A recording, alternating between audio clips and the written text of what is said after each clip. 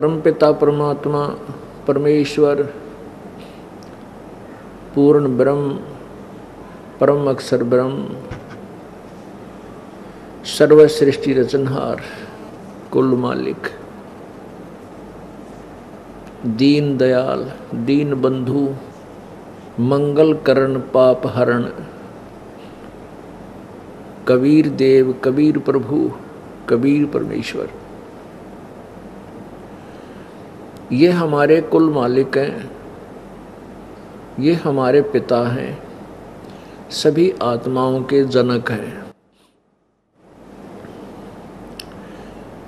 अपने संतान की चिंता, अपने संतान के दुख में दुखी माता पिता ही होते हैं। परमेश्वर कबीर देव में वो गुण हैं, तुमेव माता च पिता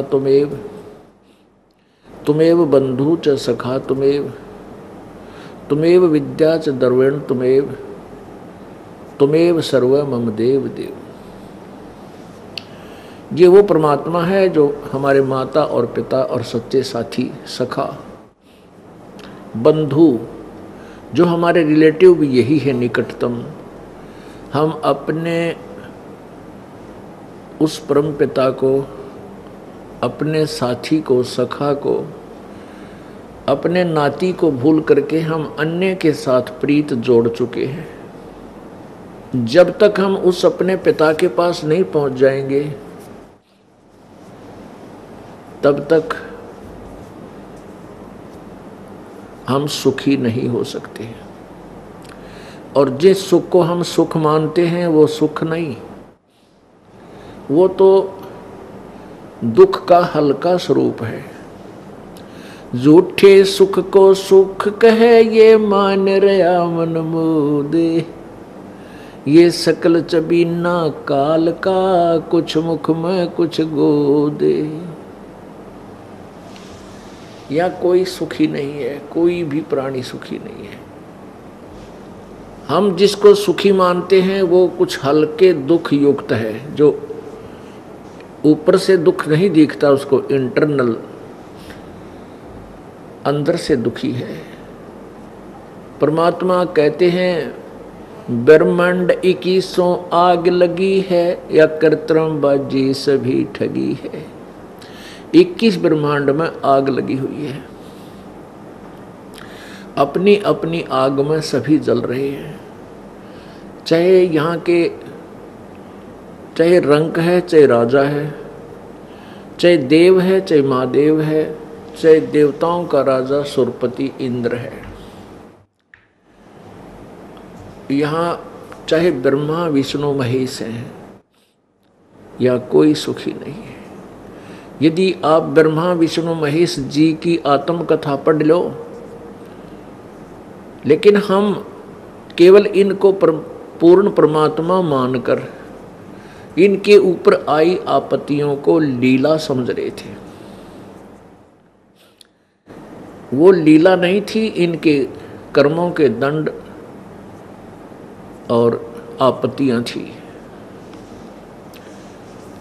जैसे भगवान श्री विष्णु जी श्रीमद् देवी भागवत में प्रश्न नंबर 28 पे कहता है कि मैं अधिक समय तप करने में लगा रहता हूँ और तप करके फिर शक्ति प्राप्त करता हूँ।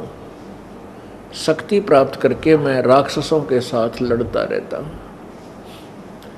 कुछ थोड़ा बहुत समय मिला सुखपूर्वक तो लक्ष्मी के साथ कुछ समय बिता पाता हूँ। अब जिसको हम भगवान मानते हैं, जिसको हम परमात्मा मानते हैं, मानते थे, अब तो नहीं मानते, ये पूर्ण परमात्मा नहीं मानते, इनकी हम सतीथि से परिचित हो चुके हैं। तो ये आप दुखी, क्योंकि इनको वो ज्ञान नहीं मिला जिससे सुख हो सके, वो साधना नहीं मिली जिससे इनका जन्म मृत्यु का रोग कट सके। ब्रह्मा विष्णु महेश को तत्व ज्ञान नहीं था। जब तक तत्व ज्ञान नहीं होगा या जीव सुखी नहीं हो सकता। अब ये जो शब्द हैं ये कुनीन जैसे कड़वे हैं, जो दास बोलता है कि ब्रह्मा विष्णु महेश को आध्यात्मिक तत्व ज्ञान नहीं था, तो फिर किसको हो सकता है? क्योंकि हमने ब्रह्मा विष्णु महेश से ऊपर कोई शक्तिमान नहीं रखी थी। हम इनको सर्वेश्वर महेश्वर मृत्युंजय कालज सर्व सृष्टि रचनहार कुल के मालिक माना करते थे कि ये पूर्ण परमात्मा है, ये भगवान है, परमात्मा है, लेकिन कंप्लीट गॉड नहीं है, ये पूर्ण परमात्मा नहीं है। इन्हीं के शब्दों से, इन्हीं के मुखारविंद से, इन्हीं की वाणी से पढ़िएगा, देखिएगा श्रीमद् देवी भागवत,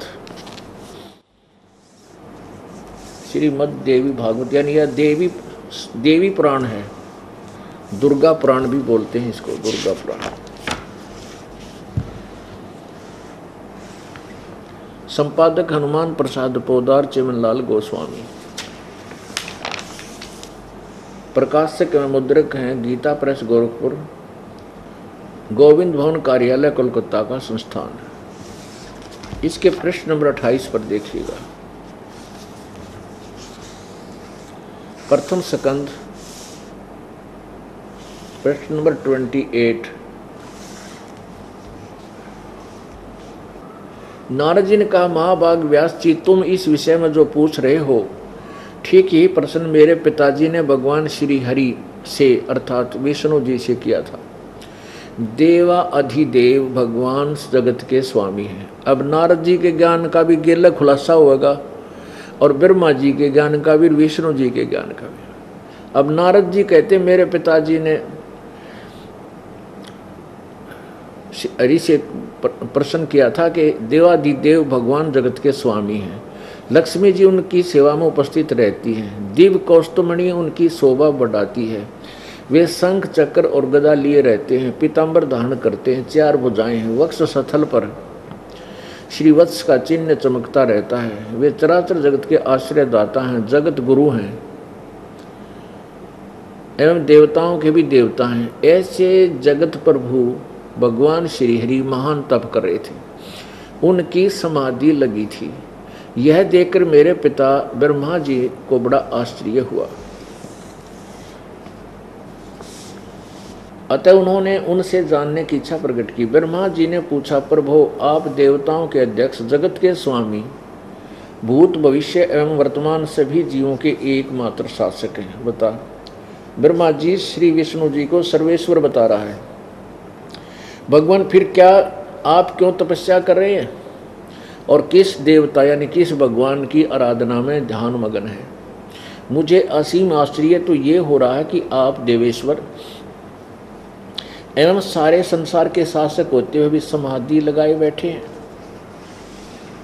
इसी 28 पे नीचे ब्रह्मा जी के विनीत वचन सुनकर भगवान श्री हरि बोले, ये 29 पृष्ठ पे।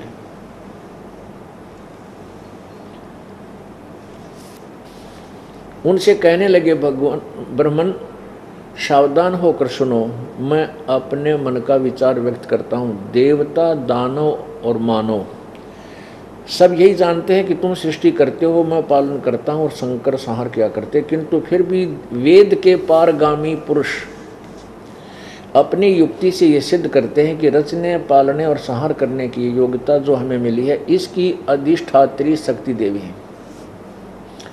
वे कहते हैं कि संसार की सृष्टि करने के लिए तुम में राजसी शक्ति का संचार हुआ है, मुझे सात्विक शक्ति मिली है और रुद्र में तामसी शक्ति का आविर्भाव हुआ है। उस शक्ति के अभाव में तुम इस संसार की सृष्टि नहीं कर सकते, मैं पालन करने में सफल नहीं हो सकता और रुद्र से एक संहार कार्य होना भी संभव नहीं। ब्रह्मा जी, हम सभी उस शक्ति के सहारे ही अपने कार्य में सदा सफल होते आए हैं। सुवर्त प्रत्यक्ष और परोक्ष दोनों उदाहरण मैं तुम्हारे सामने रखता हूँ। सुनो, यह निश्चित बात है कि उस शक्ति के अधीन होकर ही मैं इस शेषनाग की सैया पर सोता और सृष्टि करने का अवसर आते ही जाग जाता हूँ। मैं सदा तप करने में लगा रहता हूँ, उस शक्ति के शासन से कभी मुक्त नहीं हो सकता। कभी अवसर मिला तो लक्ष्मी के साथ सुखपूर्वक समय बिताने का सौभाग्य प्राप्त होता है। मैं कभी तो दानों के साथ युद्ध करता हूँ। अखिल जगत को भय पहुँचाने वाले दैत्यों के विकराल शरीरों को शांत करना मेरा परम कर्तव्य हो जाता है। आगे क्या बताते हैं, मुझे सब प्रकार से शक्ति यानी दुर्गा के अधीर होकर रहना पड़ता है। उन्हीं भगवती शक्ति अर्थात इस अष्टंगी प्रकृति देवी दुर्गा का मैं निरंतर ध्यान किया करता हूँ, यानी मैं उसकी पूजा करता हूँ। ब्रह्मा जी, मेरी जानकारी में इन भगवती शक्ति से बढ़कर दूसरे कोई देवता नहीं। अब कहते हैं दुर्गा से ऊपर कोई भगवान नहीं, ब्रह्मा जी कह रहे। और कहता है कि मैं इसी की पूजा में लगा रहता हूँ, यही मेरी इष्ट देव पूज्य देव है, देवी है। और दुर्गा कहती है कि उस ब्रह्म की पूजा करो। अब आइए 562 पृष्ठ पे, इसी पवित्र पुराण के 562 पृष्ठ पे, स्कंद 7वां 562 पृष्ठ पे, देवी के द्वारा हिमालय को ज्ञानोपदेश, ब्रह्म स्वरूप का वर्णन। श्री देवी जी कहने लगी, पर्वतराज, इस प्रकार योग युक्त होकर मुझ ब्रह्म स्वरूपा देवी का ध्यान करे। ऊपर जो बताया है वो तो कहते मेरी उपासना है। यह ध्यान आसन पर भली भांति बैठकर और तो की भक्ति के साथ करना चाहिए। उस ब्रह्म का क्या स्वरूप है यह बतलाया जाता है, जो प्रकाश रूप सबके अत्यंत समीप में स्थित, हृदय रूप गुहा में स्थित होने के कारण गुहाचर नाम से प्रसिद्ध और महान पद अर्थात परम प्राप्य है।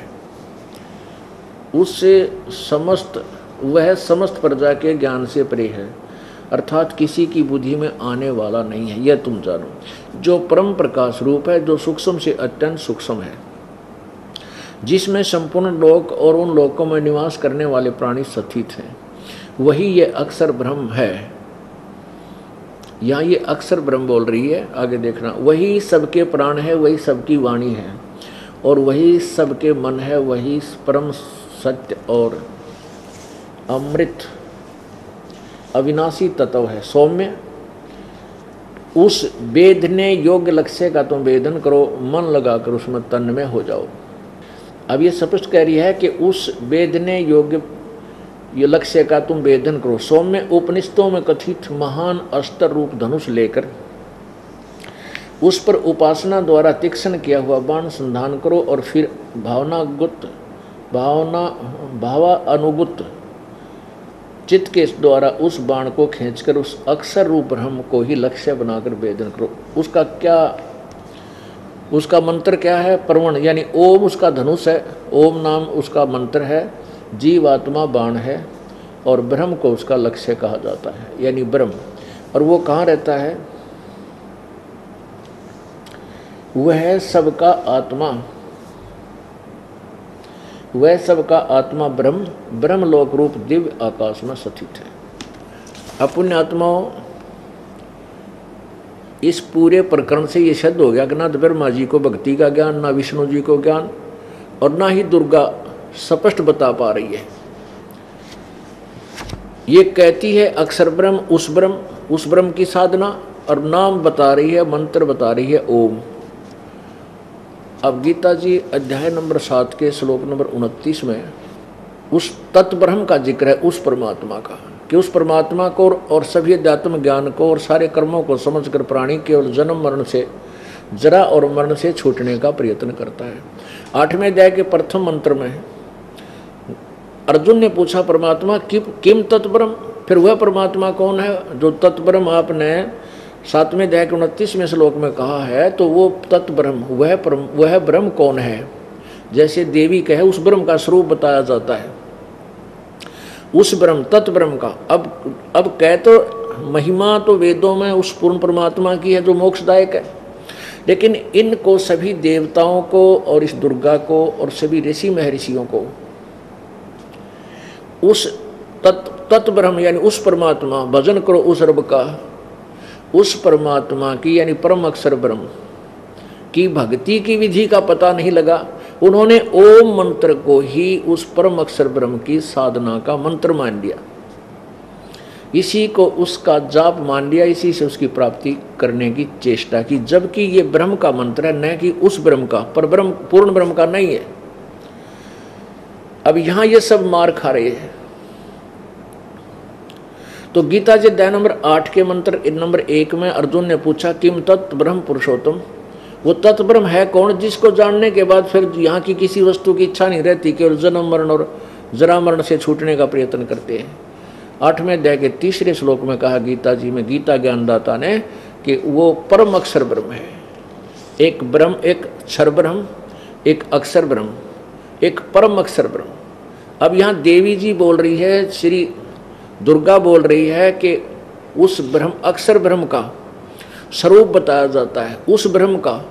तो और फिर मंत्र बता रही है ओम, जबकि वो परम अक्षर ब्रह्म है 3रे नंबर का। एक क्षर ब्रह्म ये ब्रह्म है, अक्षर ब्रह्म ये पर ब्रह्म है, और परम अक्षर ब्रह्म वो पूर्ण ब्रह्म, कंप्लीट गॉड, वो पूर्ण परमात्मा है, वो सत्य पुरुष है। यहीं पर सभी अभी तक मार खा रहे थे कि साधना करने की चेष्टा भी करते थे, लेकिन way of worship according to the shastra नहीं थी, सदग्रंथ नहीं थी, जिस कारण से साधना करके भी व्यर्थ रहे। अब देखिएगा ये 6ठा स्कंद, यही दुर्गा पुराण, देवी पुराण, और प्रश्न नंबर 414 पे जन्मजय ने पूछा महाभाग किस युग में कैसा धर्म का स्वरूप है, इस संपूर्ण विषय को विशेष रूप से बताने की कृपा कीजिए। व्यास जी बोले, नरप शार्दुल राजन, ये निश्चय कि सतयुग में ब्राह्मण वेद के पूर्ण विद्वान थे, उनके द्वारा निरंतर भगवती जगदम्बा की साधना आराधना होती थी। भगवती का दर्शन करने के लिए उनका मन सदा ललायित रहता था। बस यही बतेरा, इतना ही काफी है। अब क्या लिखा है कि सतयुग में ब्राह्मण यानी ऋषि, ये मनु जी, वशिष्ठ जी हैं और विश्वामित्र जी, जितने भी ऋषि थे, इनके विषय में, इन ब्राह्मणों के विषय में कहा कि ये पूर्ण वेद के ज्ञाता थे और दुर्गा की पूजा करते थे। जबकि दुर्गा कहती है कि उस परमात्मा की भक्ति करो, लेकिन दुर्गा को भी उस परमात्मा की साधना का ज्ञान नहीं, इसलिए वो कहती है कि उसका मंत्र ओम है और वो ब्रह्म है और ब्रह्मलोक में रहता है। पुण्यात्माओं, अब बात यही बिगड़ रही थी अभी तक कि जब से ये प्राणी परमात्मा से विमुख हुआ है, उसको पाने की चाह इसको जबरदस्त लगी हुई है, परंतु इसको उसके पाने की विधि का ज्ञान नहीं, इस करके कठिन से कठिन साधना करके भी अपना जीवन बर्बाद करके चला गया। पुण्यात्माओं, कल रात्रि में आपको सत्संग सुनाया था कि पवित्र हिंदू धर्म के अंदर जो उनको साधना का ज्ञान है वो शास्त्र विधि अनुसार नहीं है, शास्त्र के विरुद्ध है। क्योंकि जैसा कि आपने माननीय चारों शंकराचार्यों का सिद्धांत पढ़ा, उनकी पूजा की विधि पढ़ी, सुनी और देखी, वो इन्हीं देवताओं की पूजा करते हैं। वे भगवान विष्णु और शंकर और दुर्गा और लक्ष्मी, भद्रकाली, कामाक्षी देवी, नारायण, ये वही भगवान एक ही विष्णु है, जिसको जगन्नाथ कहो, नारायण कहो, बराह कहो। ये केवल ब्रह्मा, इन ब्रह्मा विष्णु महेश तीनों गुण तक ही सीमित हैं। इन्हीं देवी देवताओं की पूजा में लगे हैं। और इनके विषय में कल आपको प्रमाण दिया था गीता जी अध्याय नंबर 7 के श्लोक नंबर 15 में, 12 से 15 में स्पष्ट किया है कि इन तीनों गुणों के द्वारा जो कुछ भी हो रहा है उसका मुख्य कारण गीता ज्ञानदाता कहता मैं हूं। वो कौन है? वो ब्रह्म है। ये क्षर ब्रह्म, क्षर पुरुष भी कहलाता है। और इसने कहा कि ये रजगुण ब्रह्मा से जो कुछ हो रहा है, सतगुण विष्णु से जो हो रहा है, सतीथि है, रजगुण ब्रह्मा से जीवों की जन्म उत्पत्ति, तमगुण शंकर से जो संहार हो रहा है, इसका मुख्य कारण मैं हूँ, लेकिन मैं इनसे दूर हूँ, क्योंकि ये ऊपर 21 में ब्रह्मांड अपने एक ब्रह्मलोक में बने शिखर स्थान पर ऊपर रहता है, अलग रहता है, और वही अपनी पत्नी दुर्गा को रखता है। और दुर्गा यहाँ जो भी कोई साधक है उपासना करते हैं उनको भी आके दर्शन दे जाती है, फिर वहीं अपने स्थान पर चली जाती है। इस त्रिगुणमयी माया को गीता जी अध्याय नंबर 7 के श्लोक नंबर 14 में बताया है कि ये बहुत खतरनाक है, और जो मेरी पूजा करते हैं यानी ब्रह्मा विष्णु महेश से ऊपर ब्रह्म की जो साधना करते हैं वो इनसे ब्रह्मा विष्णु महेश से मिलने वाली साधना से ऊपर उठ जाते हैं, इनसे ज्यादा लाभ प्राप्त होते हैं। ब्रह्म के उपासक कहाँ जाते हैं? ब्रह्मलोक में चले जाते हैं। श्री ब्रह्मा रजगुण, श्री सतगुण विष्णु जी, श्री शिव तमगुण की उपासक इन्हीं के लोकों में जाते हैं और तुरंत ही अपने पुण्यों को क्षीण करके वापस 84 लाख योनियों में आ जाते हैं, और ब्रह्म का साधक ब्रह्मलोक में चला जाता है। जिस ब्रह्म की साधना को श्री दुर्गा देवी कह रही है कि ओम नाम का जाप करो, और एक बार फिर पढ़िए, थोड़ा सा बहुत जरूरी कंसेप्ट इसमें रह गया। दुर्गा ने क्या कहा है कि ये वही दुर्गा पुराण है, 562 पृष्ठ पे, यहाँ 563 पृष्ठ पे देखेंगे।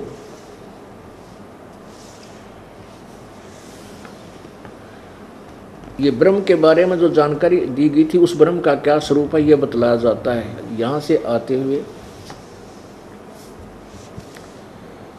उस वेद ने योग लक्ष्य का तुम वेदन करो, मन लगाकर उसमें तन्मय हो जाओ। सौम्य उपनिषदों में कथित महान अस्त्र रूप धनुष को लेकर उस पर उपासना द्वारा तीक्ष्ण किया हुआ बाण संधान करो, फिर भावा अनुगत हो चित्त के द्वारा उस बाण को खींचकर अक्षर रूप ब्रह्म को लक्ष्य बनाकर वेदन करो। परवण यानी ओम धनुष है, जीवात्मा बाण है, ब्रह्म उसका लक्ष्य का गया। यहाँ ओम मंत्र बताया है और ब्रह्म लक्ष्य रूप पर अक्षर रूप ब्रह्म, और यहाँ पर अक्षर ब्रह्म। यानी ये कितने विचलित हैं, कहीं पर तो अक्षर ब्रह्म, ये अक्षर ब्रह्म, और यहाँ पर भी अक्षर रूप ब्रह्म, और फिर ब्रह्म पहला छोड़ा ओ। महिमा तो बता रहे हैं उस पूर्ण परमात्मा की, देखो यहाँ गाई जा रही है महिमा, उस ब्रह्म का क्या स्वरूप है वह यह बतलाया जाता है। ये सारा कुछ कहा है इसके बारे में। यहाँ कहा कि वह समस्त प्रजा के ज्ञान से परे है, अर्थात किसी की बुद्धि माने वाला नहीं है, ये तुम जानो। जो परम प्रकाश रूप है, सूक्ष्म चैतन्य सूक्ष्म है, जिसमें संपूर्ण लोक और उन लोकों में निवास करने वाले प्राणी सतीत हैं, वह अक्षर ब्रह्म है। वह अविनाशी परमात्मा है, वही सबके प्राण है, वही सबकी वाणी है, वही सबके मन है, और वही परम सत्य है। ये महिमा तो गा रही है परम अक्षर ब्रह्म की, और कह रही है इसको अक्षर ब्रह्म, और फिर लाकर छोड़ रही है केवल ब्रह्म की साधना पर। परवण उसका मंत्र है, जीवात्मा बाण है, ब्रह्म को उसका लक्ष्य कहो और ब्रह्म की पूजा करो। उस एकमात्र परमात्मा को ही जानो, यानी केवल एक परमात्मा जो सबका मालिक है उसको जानो, दूसरी सब बातें छोड़ दो। यही अमृत रूप परमात्मा के पास पहुंचने का पुल है। ये पॉइंट रह गया था। ये क्या कह रही है दुर्गा कि केवल एक परमात्मा की भक्ति करो और अन्य की नहीं, और वही पूर्ण मोक्ष का साधन है। और फिर बता रही है केवल वो मंत्र है और वो ब्रह्मलोक में रहता है। ओए होए, परमेश्वर की वाणी है वो। नौ मन सूत उलझिया, ऋषि रहे जख मारे, सतगुरु ऐसा सुलझा दे भाई, उलझे न दूजी बार। सतगुरु बिन काहू न पाया ज्ञाना, जो थोथा भुस छड़े किसाना। गुरु सतगुरु बिन वेद पढ़े जो प्राणी, समझे न सार रहे अज्ञानी। अब श्री दुर्गा देवी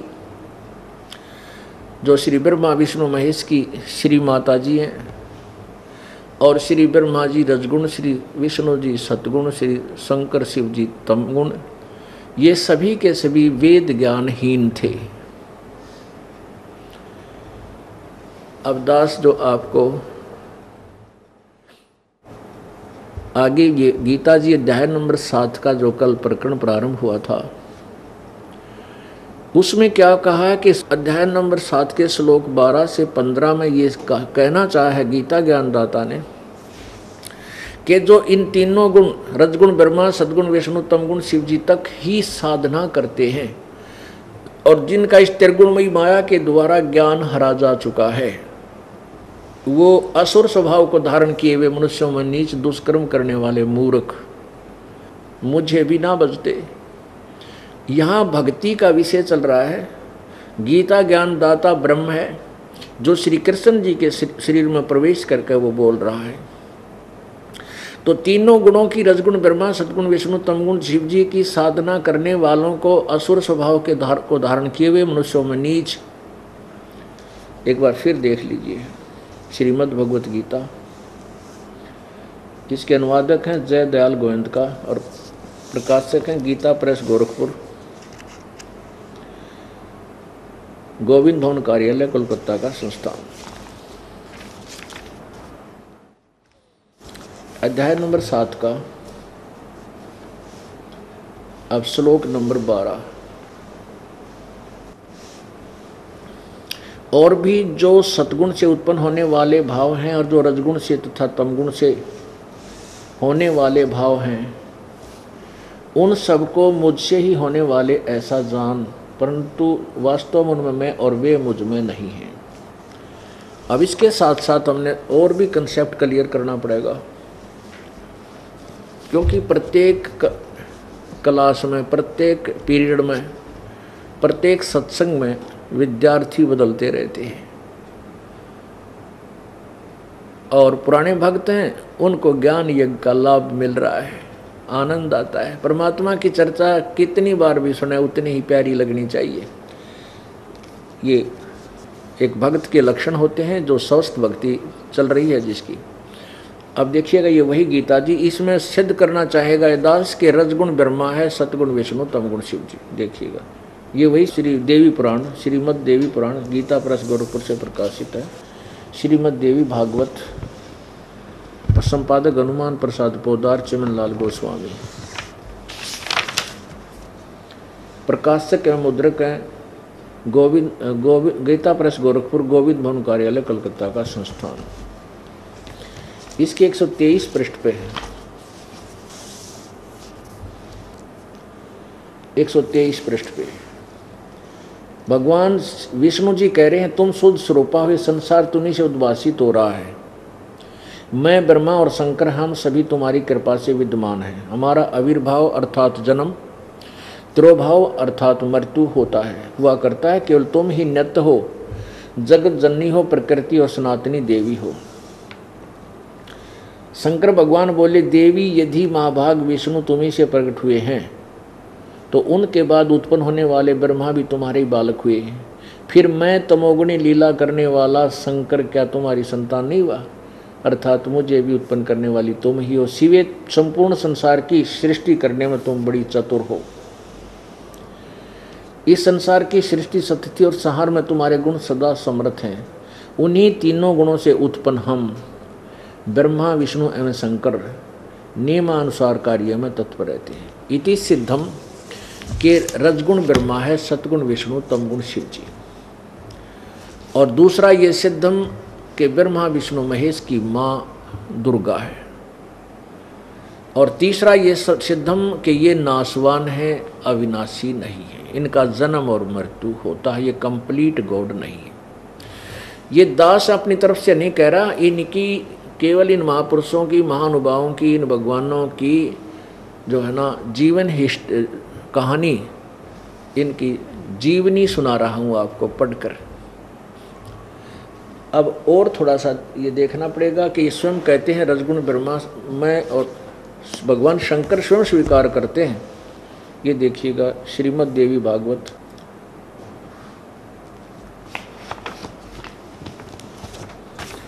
अथ श्रीमद् देवी भागवत सभाष्टीकम सहमातम खेमराज श्री कृष्ण दास प्रकाशन बम्बई, इसके तीसरे सकंद में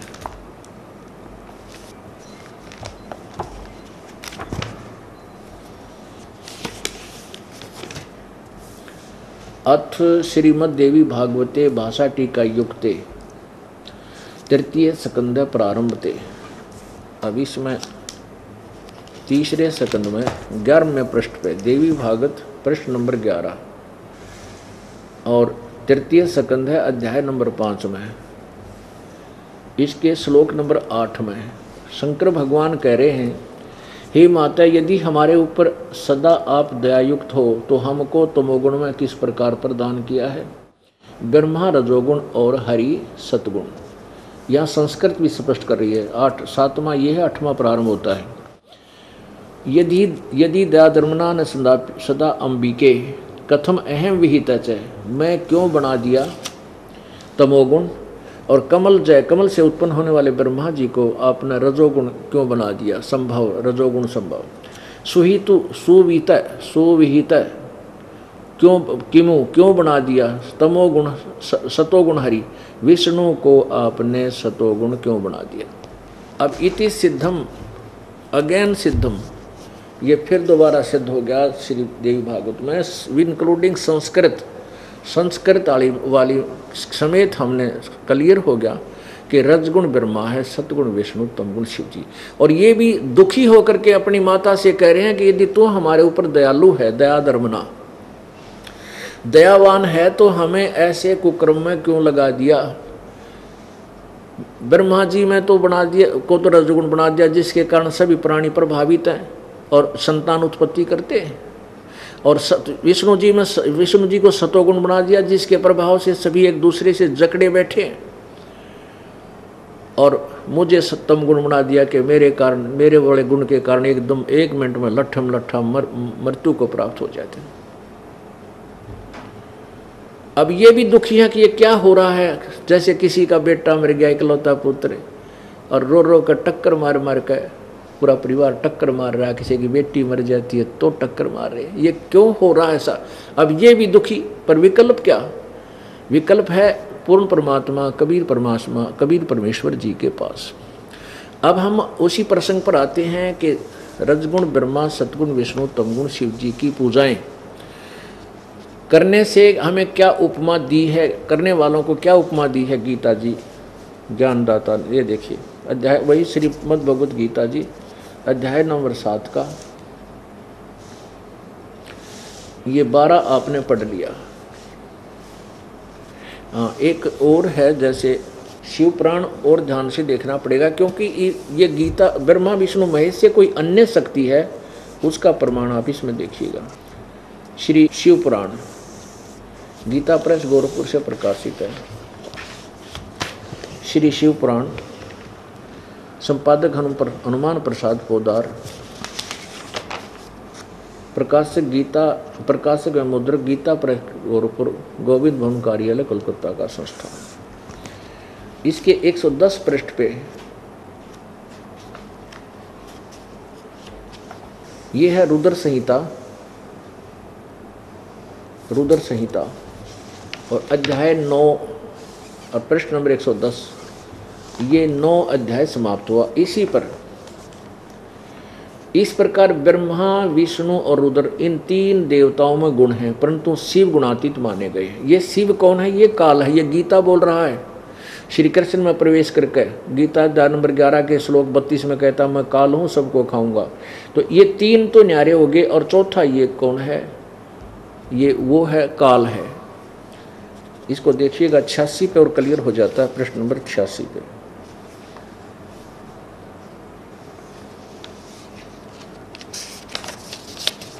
ये प्रश्न नंबर 86, हमने सुना है कि भगवान शिव शीघ्र प्रसन्न हो जाते हैं, वे महान दयालु हैं, इसलिए अपने भक्तों का कष्ट नहीं देख सकते। ब्रह्मा विष्णु और महेश ये तीन देवता शिव के ही अंग से उत्पन्न हैं। यानी ब्रह्मा विष्णु महेश कहो, ब्रह्मा विष्णु रुद्र कहो, जैसे यहाँ पर वो उनसे अलग है कोई, वो चौथा जो गुणातीत माना गया है। ये 110 पृष्ठ पे फिर देखेंगे, अब समझ में आएगा। नहीं तो रुद्र को समझकर हम सोच जाएंगे शिव कोई और है। इसी प्रकार ब्रह्मा विष्णु महेश, रुद्र कहो चाहे महेश कहो, इन तीनों देवताओं में गुण हैं। ये रजगुण ब्रह्मा है, सतगुण विष्णु, तमगुण शिव, ये महेश। महेश को चाहे शिव को। और ये काल भी शिव रूप धारण कर लेता है, यही विष्णु रूप धारण कर लेता है, ये ब्रह्मा रूप धारण करता है ये काल। परंतु शिव यानी ये काल, यहाँ काल समझो ब्रह्म गुणातीत माने गए। अब आवेगी पवित्र गीता जी का अनमोल ज्ञान, अनमोल कहानी आपके समझ में है। अब देखिएगा, अब हम श्रीमद् भगवत गीता जी को पढ़ेंगे, अध्याय नंबर 7 को।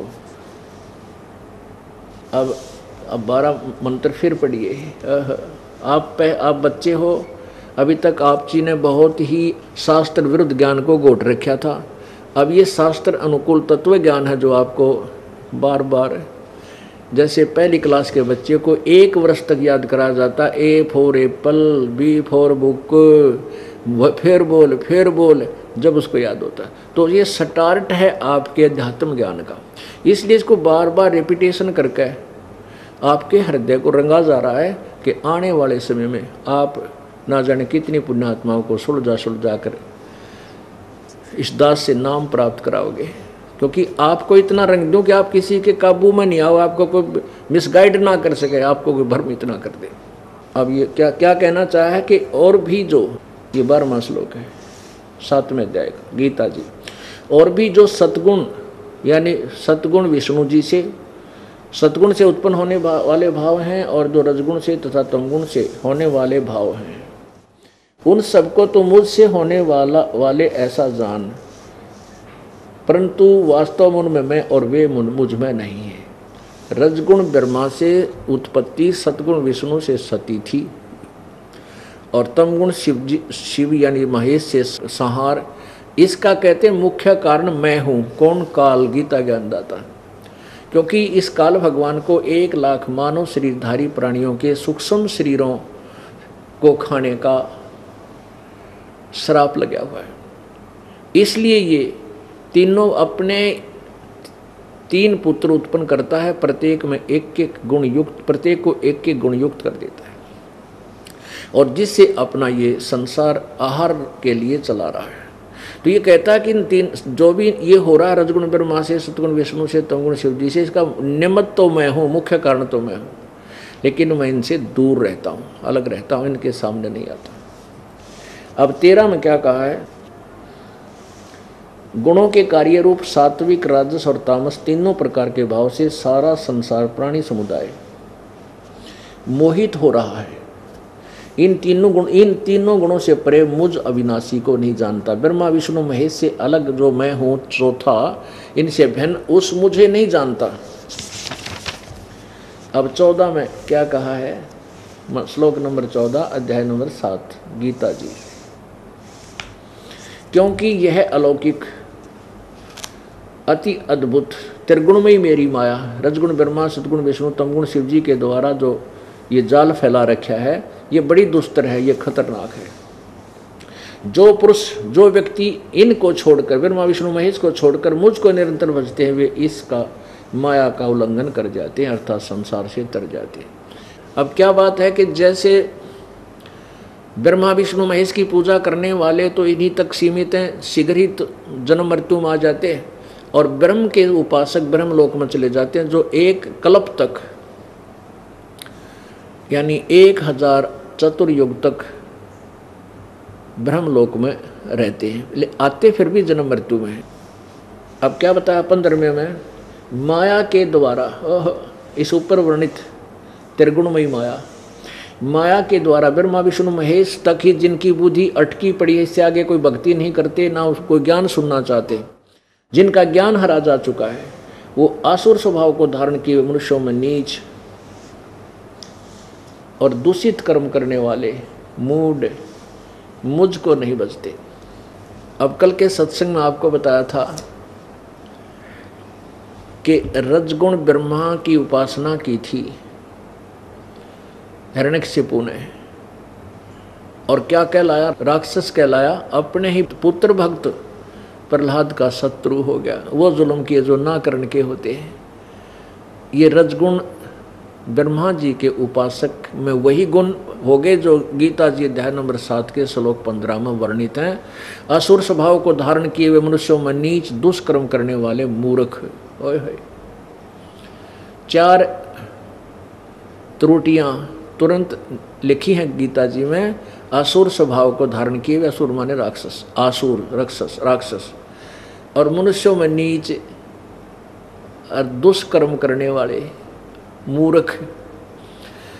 अब जैसे भगवान शिव की उपासना की थी भस्मागिरी ने, तमोगुण शिव की, और भगवान शिव का शत्रु हो गया, भस्म कंडा मांग लिया और भगवान शिव को मारने लगा पार्वती को पत्नी बनाने के उद्देश्य से। अरे तेरा गजब हो, ओए होए होए, कालजा हिल आदमी का। रावण ने तमोगुण शिव की भक्ति की थी, आखिर में के कुकर्म कर डाले, और क्या उपमा प्राप्त हुई? सर्वविदित है। ये त्रिगुण उपासक ब्रह्मा विष्णु महेश जी के उपासक, जैसे गिरी पुरी सन्यासी जितने ये नागा, ये कल आपको उदाहरण दिया था कि एक बार हरिद्वार में हर की पैड़ी पर एक कुंभ के मेले का संयोग हुआ था, और वहाँ पर आपस में नागा और वैष्णव साधु, वैष्णव विष्णु जी के सतगुण विष्णु के उपासक, इनमें प्रथम स्नान करने के कारण इतना झगड़ा हो गया, आपस में लड़ाई होगी, कत्लेआम कर दिया कि हम पहले नहाएंगे, वो कर नहीं हम पहले नहाएंगे। गंगा का पानी खत्म हुआ था कि 2 मिनट पाछे नहा ले होता। लेकिन परमात्मा की वाणी विफल थोड़ी हो सकती है। 25,000 वो ये त्रिगुण उपासक आपस में कट कर मर गए। वहां पर गंगा का पानी लाल कर दिया।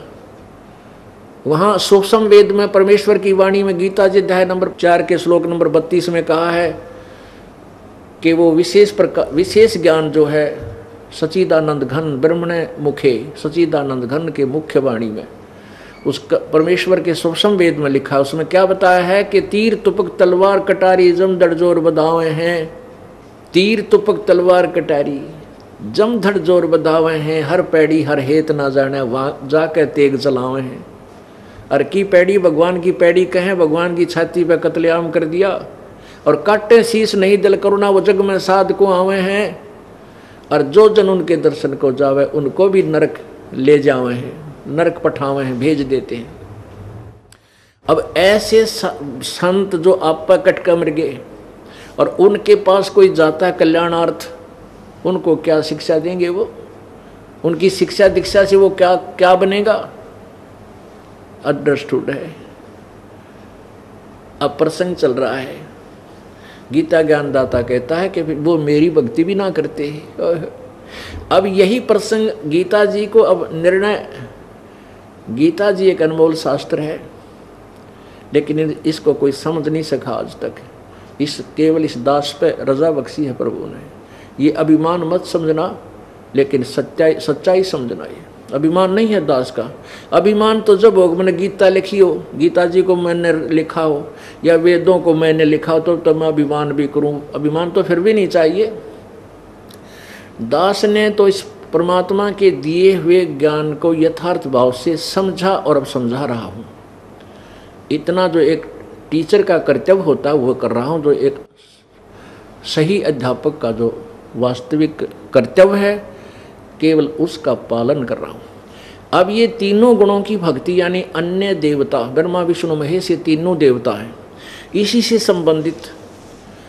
अब आप चलिए 20, 21, 22, 23 श्लोक 7वें ही अध्याय का ये देखिए, श्रीमद् भगवत गीता, ये अध्याय नंबर 7 का श्लोक नंबर हमने 15 पढ़ लिया।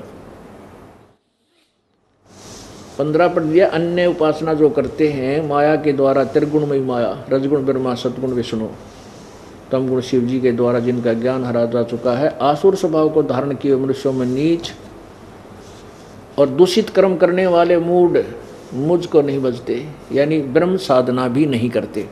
अब इसी में आइए मंत्र नंबर 20 पे, श्लोक नंबर 20, अध्याय 7 का श्लोक नंबर 20।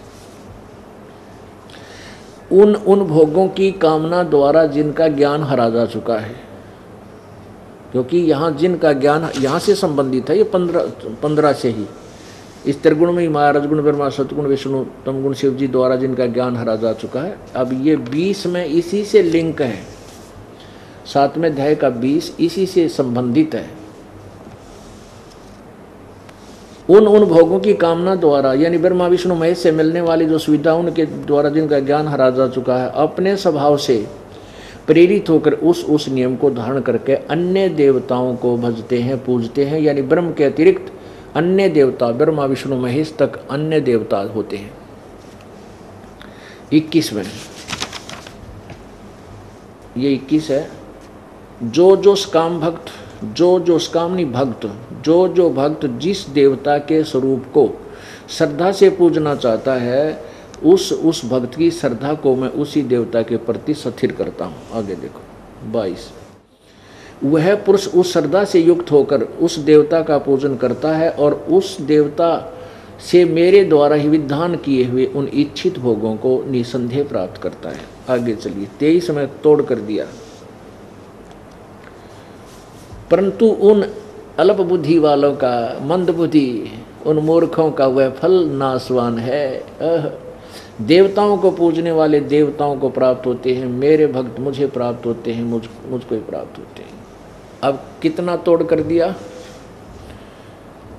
कि उन अल्प बुद्धि वालों का वह फल नाशवान है।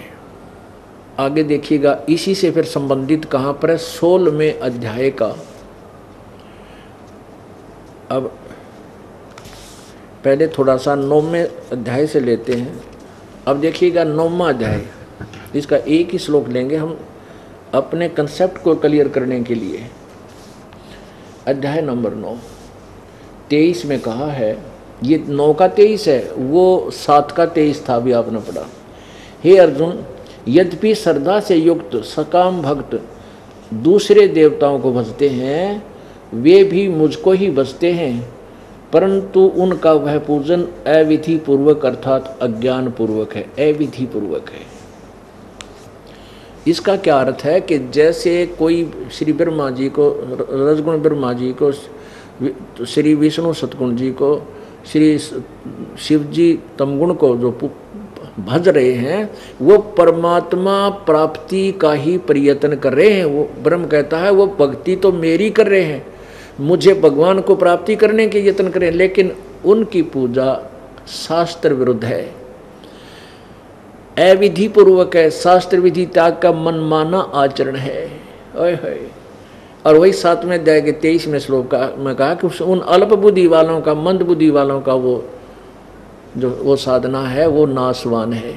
अब इसी से लिंक 9वें अध्याय का 25वां देखो, ये 9वें अध्याय का 25वां।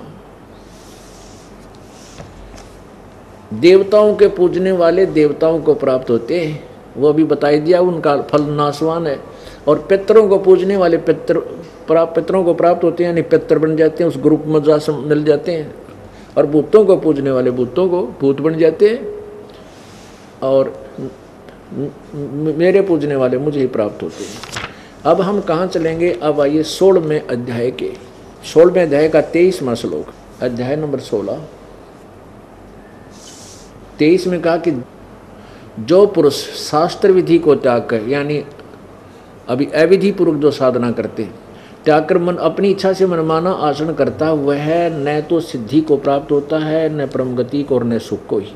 अपने आत्मा ये स्पष्ट कर दिया गीता जी अध्याय नंबर 16 के श्लोक 23 ने कि शास्त्र विधि को त्याग कर जो अपने मनमाना आचरण करते हैं, अविधि पूर्वक साधना करते हैं, उनको न तो सुख होता है, न उनकी गति होती है, और न ही उनको सिद्धि प्राप्त होती है, अर्थात यूजलेस। अब आगे देखो, 17 में कमाल कर दिया, निचोड़ कर दिया कि जो शास्त्र विधि को त्याग कर, त्यागित हैं जो ब्रह्मा विष्णु में इसकी पूजा करते हैं, तो कहते हैं उनका स्वभाव कैसा होता है, वो किस किस देवता की पूजा करते हैं। 17वें अध्याय में, ये अथ सप्त 10वां अध्याय, 17वां अध्याय। अर्जुन ने पूछा, अर्जुन उवाच, हे कृष्ण, जो मनुष्य शास्त्र विधि को त्याग कर श्रद्धा से युक्त देव आदि का पूजन करते हैं, अन्य देवताओं की पूजा करते हैं शास्त्र विधि को त्याग कर, जो है तो गलत, लेकिन वो जो पूजते हैं तो उनकी स्थिति फिर कौन सी है, सात्विक अथवा राजसिक व तामसिक। अपने आत्मा कितना कंसेप्ट क्लियर हो रहा है कि जो अन्य देवताओं की पूजा करते हैं, ब्रह्मा विष्णु महेश और उनके नीचे सतर की, वो है तो शास्त्र विरुद्ध, शास्त्र विधि त्याग का मनमाना आचरण, वो है तो यूजलेस, फिर भी उनका स्वभाव, उनकी कैसी स्थिति होती है, इसका आगे उत्तर दिया है दूसरे में। भगवान श्री भगवान वाच 17वें का 2 अध्याय नंबर 17 का ये 2, मनुष्यों की वह शास्त्रीय संस्कार रहित केवल स्वभाव से उत्पन्न, यानी शास्त्रों के अनुसार नहीं है, उनके अपने स्वभाव से उत्पन्न उनकी पूजाएं हैं, तो वह श्रद्धा सात्विक और राजस, ये भी तामसी आदि 3 प्रकार की होती है, उसको मुझसे सुन। 3 में कहा कि हे भारत, सभी मनुष्यों की श्रद्धा उनके अंतःकरण के अनुरूप होती है, वह पुरुष श्रद्धा में है, इसलिए जो पुरुष जैसी श्रद्धा वाला हो स्वयं भी वह वैसा ही है। अब क्या देखो कितना क्लियर कर दिया 17 में के 4 श्लोक में कि है ये सारे डले ढोरे हैं, शास्त्र विधि त्याग का मनमाना आचरण तो कर रहे हैं 4 में, तो सात्विक पुरुष देवताओं की पूजा करते हैं, जो अच्छी आत्मा है वह तो देवताओं की पूजा करते हैं, और जो राजस पुरुष हैं वो यक्ष राक्षसों की पूजा करते हैं, जंतर मंतर करके अपना धनी बनना चाहते हैं, और अन्य तामस मनुष्य हैं जो प्रेत और तमोगुण भूत गुणों की पूजा करते हैं। वो इसलिए गीता जी को अभी तक समाज ने शिरोधार्य कहा, और वास्तव में ये सत्य है, लेकिन इसको समझ नहीं सके थे। इसमें स्पष्ट कर दिया कि जो शास्त्र विधि त्याग का मनमाना आचरण करते हैं वो तो है व्यर्थ, लेकिन वो कौन से किस प्रकार के किस स्वभाव के व्यक्ति कौन कौन सी पूजा करते हैं, कहते हैं जो अच्छी पुण्यात्मा हैं, सात्विक स्वभाव के हैं, वो तो देवताओं की पूजा करते हैं, ब्रह्मा विष्णु महेश तक आदि ये देवताएं पूजा करते हैं, और दूसरे जो राजस टाइप के हैं यानी अहंकारी हैं और कुछ अपने आप में अभिमानी हैं, वो करते हैं ये यक्ष भैरव भूत बेतालों की भैरव आदि की, और जो तीसरे प्रकार के हैं वो भूत पितरों के जंतर मंत्र करके ये झाड़े झपटे लाने लग जाते हैं, भूत काटने लग जाए, ये हैं सारे यूजलेस। इति सिद्धम हो गया कि जो अच्छी आत्माएं हैं वो देवताओं की पूजा करते हैं, लेकिन है वो शास्त्र विरुद्ध।